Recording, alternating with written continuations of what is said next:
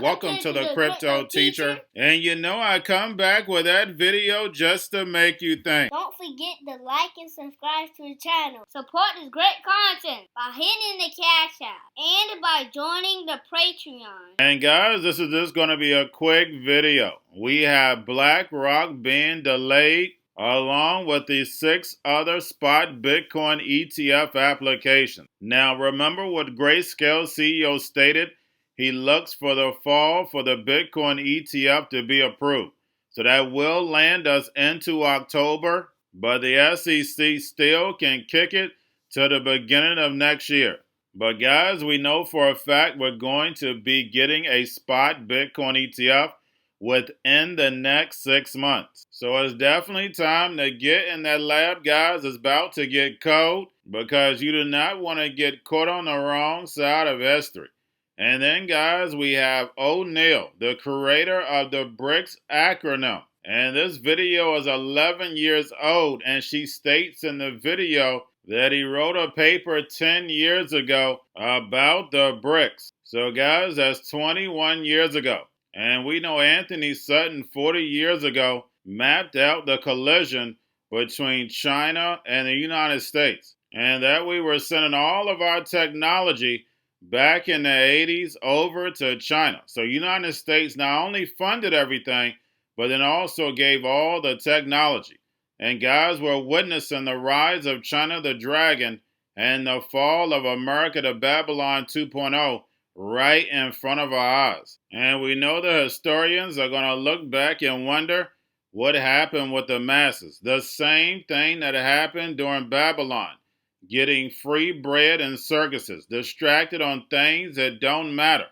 And now, by the time they wake up, the robots, algorithms, and drones will be running the economy, and they'll be in the metaverse. And remember, the Crypto Teacher told you, because he knows, when it comes to the NWO, it's all planned out. You have a wonderful day. Who's telling us? Yeah, look, I mean, in recent weeks, there's been a pretty scary consensus building that the Chinese economy was on a verge of a collapse. And the latest data out from our surveys pretty clearly showed that's not the case. Consumer spending has been much more resilient than markets have realized, specifically in the travel and leisure sectors, the dining out component. But even retail sales seem to be on track for an August rebound, with luxuries looking good again, car purchases, furniture and appliances, and so forth. The problem within the Chinese economy seems to be concentrated within the property sector, and that's, I think, overshadowing what otherwise may be a bit more positive of a China story this month. Going to a different economy, and we're going to be learning more about that as we go, but clearly we're learning that things can be done from remote locations. We're learning that technology can replace people even more than we thought. We're not going back to the same economy. We're recovering, but to a different economy, and it'll be one that is more leveraged to technology. And I worry that that is going to make it even more difficult than it was for many workers. In Silicon Valley, and my friends who work in technology know that what we did to the manufacturing workers, we are now going to do to the retail workers, the call center workers, the fast food workers, the truck drivers, and then even bookkeepers, accountants, insurance agents, lawyers, and on through the economy. So what happened to the manufacturing workers is a very clear sign. And so we'll import Chinese-based CBDC technology. So it's going to be CBDC in a box provided to you by the People's Bank of China. But every stock, every bond, every currency, every commodity, every piece of art, every private business, every piece of real estate will eventually be a token on a blockchain, an entry on a ledger, permanent and immutable. We will have truth instead of trust, and we will save over $7 trillion a year. 6 to 8% of global GDP is wasted by the friction of the trust industry that's necessary when you have dual entry accounting.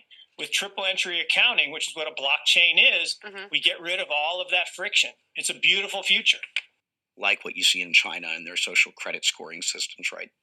If we get identity wrong, it could be a tool to enslave humanity. And if we get it right, it could be a tool to liberate humanity. And as an American, I'm obviously rooting for the one that's on the side of freedom. Bitcoin is an international asset. And also, I do believe the role of crypto is it's digitizing gold. I actually believe this technology is going to be very important. Look at it. We have been part of the huge revolution in investing through ETFs. We believe that ETFs will be changing the whole way we invest. Many people still use it as a means, well, people are investing it for indexing. No, the majority of people who are putting money in in ETFs are active investors that are buying exposure. The entire bond market is being transformed as we talk right now. I believe the next generation for markets, the next generation for securities will be tokenization of securities. And if we could have that distributed ledger that we know every beneficial owner, every beneficial seller, we all have our code of who's buying, who's selling, instantaneous settlement.